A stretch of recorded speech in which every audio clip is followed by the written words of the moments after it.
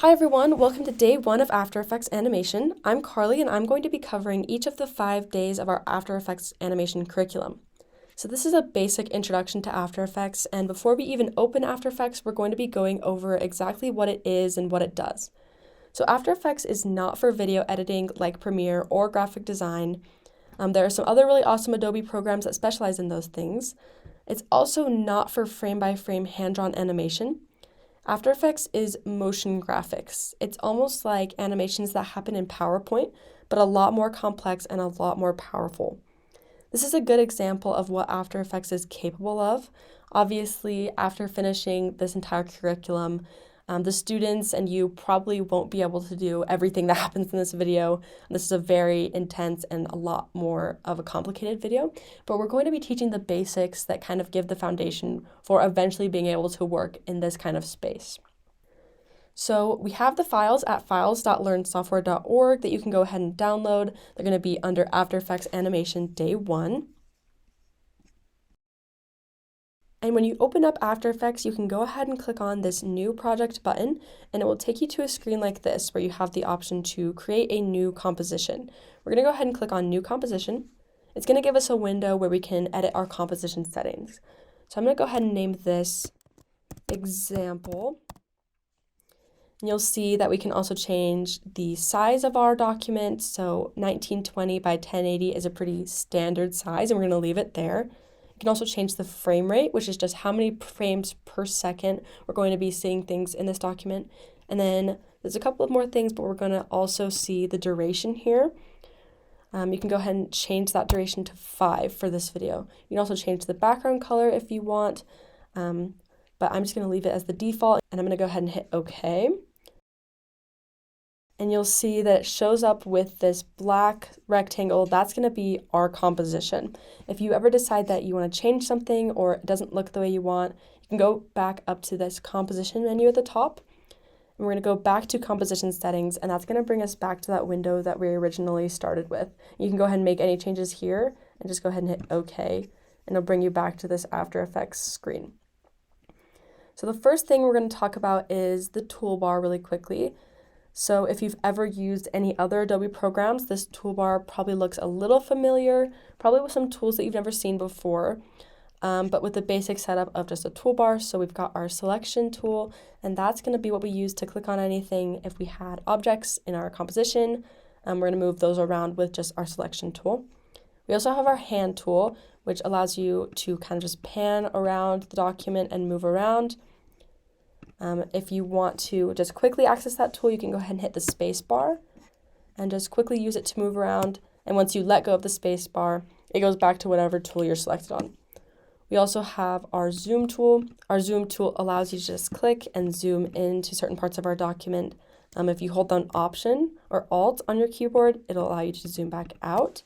But you can also go ahead and go to this drop-down menu in the bottom and hit that and go ahead and go to fit, and that's just going to bring us back to our original size and just seeing the entire composition on our screen. Most of the rest of the tools we're going to be covering in later videos, so we won't worry about those too much right now. But the next thing we're going to be talking about is our layers panel. So this layers panel works a lot like any other layers panel in other Adobe programs, so like Illustrator and Photoshop. So the first thing we're going to want to do is actually get something that we can put into our layers panel. So I'm going to go ahead and open up my Finder, and I'm going to drag in my After Effects Animation Day 1 files.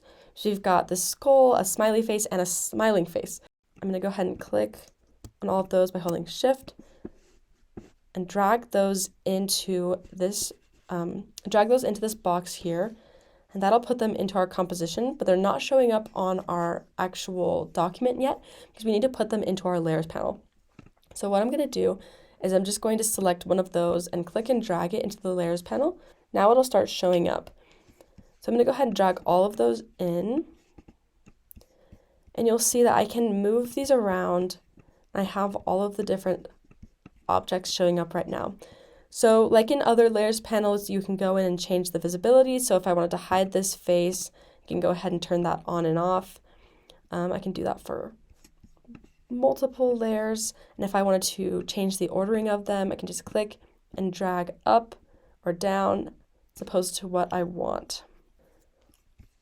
So we also have a properties panel on the side, and here is going to show us kind of the properties of whatever we have selected. So you'll see these properties up at the top, and this is showing us just some of the different properties that we're able to animate in our layers panel. We also have our alignment tools. So if I wanted it in the middle, I can go ahead and align it there. We also have our effects and presets, and we'll cover those in a little bit, but this is where you can access them, is in this properties panel. So if I go back over to my layers panel and click on that drop-down menu on whatever layer it is I want to use, it's just going to give me this transform option. I'm going to drop that down as well. And here we're going to be able to start animating different properties of this skull.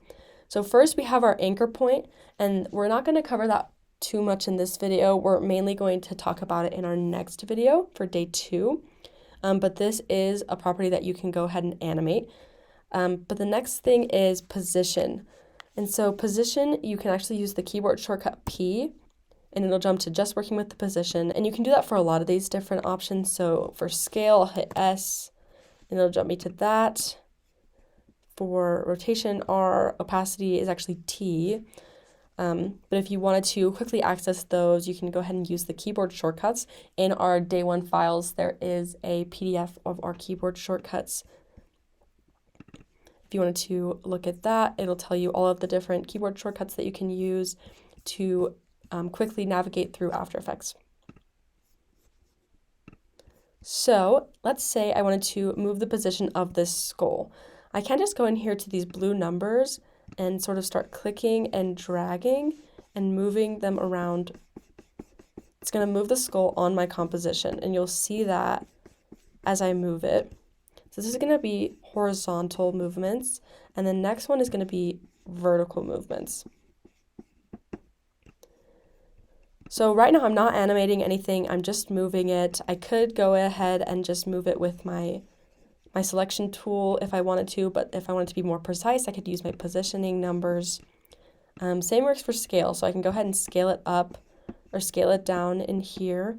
Right now I have this link, and if I break that link, I can go ahead and start only changing certain parts of the object, so I can scale it horizontally or vertically. I'm going to go ahead and undo that. And the same with rotation. For rotation, you can either choose the number of rotations you want, or you can change the exact degrees that you want it to rotate. And the opacity is pretty simple. It starts at 100, and you can drag it all the way down to 0 and bring it back up. So right now I'm not animating any of these properties, but if I wanted to, I would go ahead and hit that stopwatch next to whichever property it is I want to animate. So let's say I want to animate the opacity. Right now it's at 100%, and if I hit that stopwatch, it's going to create a keyframe wherever my playhead is. So it's at the very beginning, and I have a keyframe here, and this is just saying that right now at 0 seconds at the very beginning of my video, the opacity of the skull is going to be at 100%. If I move my playhead forward, let's say right here, and I wanted to have the opacity be 0 at this point, I'm going to click and drag that all the way down to 0. And now you'll see that between these two keyframes, the opacity gets increasingly less as I go. So if I bring it back to the beginning and hit play with my spacebar, you'll see that as it gets to that next keyframe, it's going to fade all the way out to 0% opacity. Let's say I wanted it to come back, and I wanted it to be right here. I'm going to have my playhead right here, and I can bring my opacity all the way back up to 100. And if I play that, it's going to go all the way down to 0, and then automatically go all the way back up to 100. So the keyframes just tell you sort of what you want your object to be doing at that certain point in time, and After Effects will fill in the blanks. So you don't have to go in and frame by frame change the opacity from 100 to 0. You can just set those keyframes, and After Effects will kind of fill in all of the blanks. And you can do that with all of your different options here. So let's say I wanted to keyframe my position. I can start at the beginning. If I wanted to start here, I'm going to hit that stopwatch and bring my playhead forward. Let's say I want my skull to move here, I can go ahead and click on it in my document and just drag it, and you'll see that it has sort of a line connecting it from where it started to where it's going. And now I've got that keyframe once again in my timeline. If I bring it back to the beginning, you'll see that as my opacity is going in and out, I'm also having my skull move.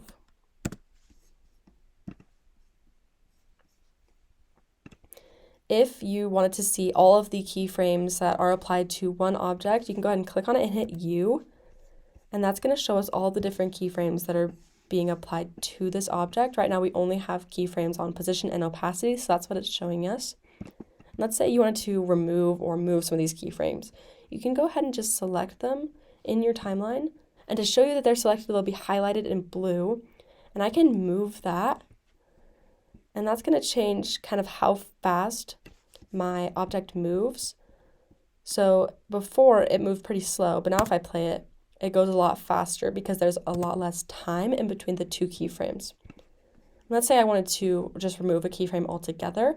So let's say I don't want it to bring back to full opacity, I just want it to stay at 0. I'm going to go ahead and select that keyframe where it brings it back to the full opacity. I'm going to hit delete on my keyboard and just get rid of that.